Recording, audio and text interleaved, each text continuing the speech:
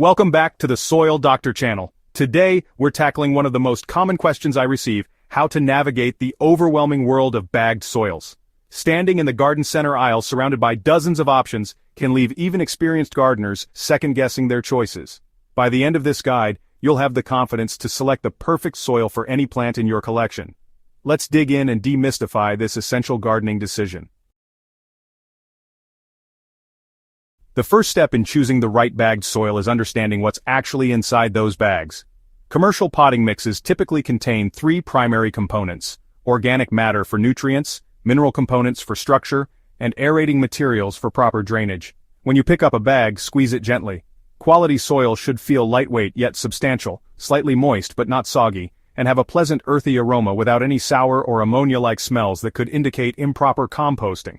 Turn your attention to the ingredient list rather than the marketing claims on the front.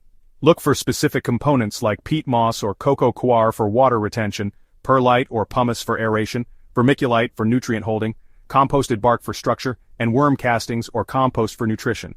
Avoid products listing unspecified forest products or organic materials, as these vague terms often mask low-quality fillers. Quality producers are transparent about exactly what's in their mix. Different plants have evolved in different soil conditions, and respecting these preferences is crucial for success.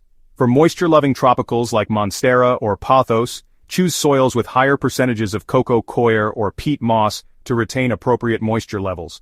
For succulents and cacti, look for formulations with abundant perlite, pumice, or sand that promote rapid drainage and prevent the root rot these plants are susceptible to. Vegetable gardens benefit from soils rich in composted organic matter that release nutrients slowly throughout the growing season. Flowering perennials and shrubs generally prefer soils with balanced moisture retention and drainage capacity. Acid-loving plants like blueberries, azaleas, and rhododendrons require specialized mixes with lower pH, usually containing elements like pine bark or sulfur compounds. Decoding pH and nutrient content. The chemistry of growth. Most bagged soils fall within a pH range of 5.5 to 7.0, which works for a majority of plants. However, this one-size-fits-most approach can spell disaster for plants with specific pH requirements. For acid-loving plants requiring pH between 4.5 to 5.5, standard mixes will cause nutrient deficiencies and poor performance. Conversely, plants preferring alkaline conditions will struggle in acidic mixes. When in doubt, invest in an inexpensive pH meter to confirm your soil matches your plant's needs.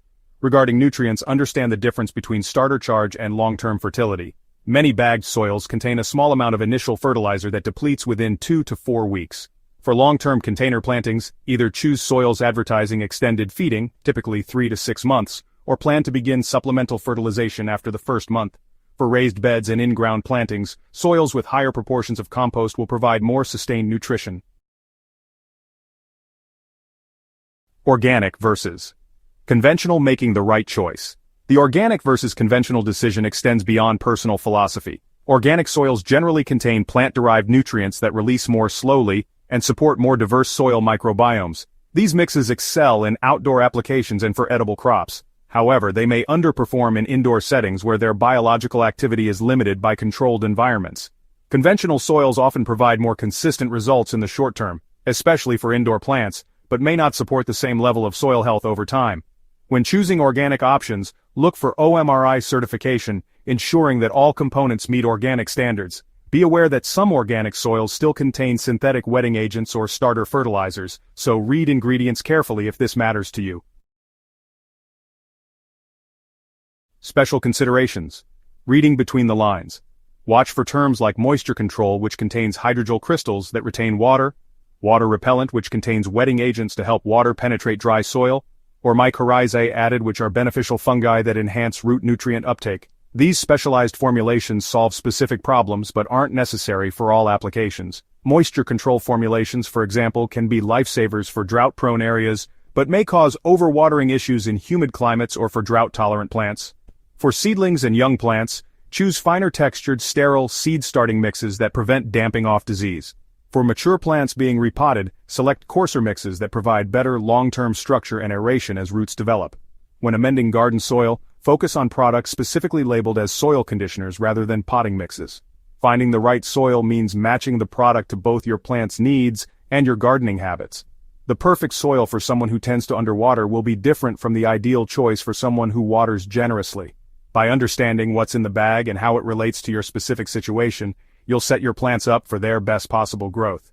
If you found this guide helpful in navigating the confusing world of bagged soils, please subscribe to the Soil Doctor channel for more practical, science-based gardening advice. Share this video with fellow plant enthusiasts who might be making costly soil mistakes. Remember, your plant's journey to health begins beneath the surface, and choosing the right soil is your first step toward gardening success.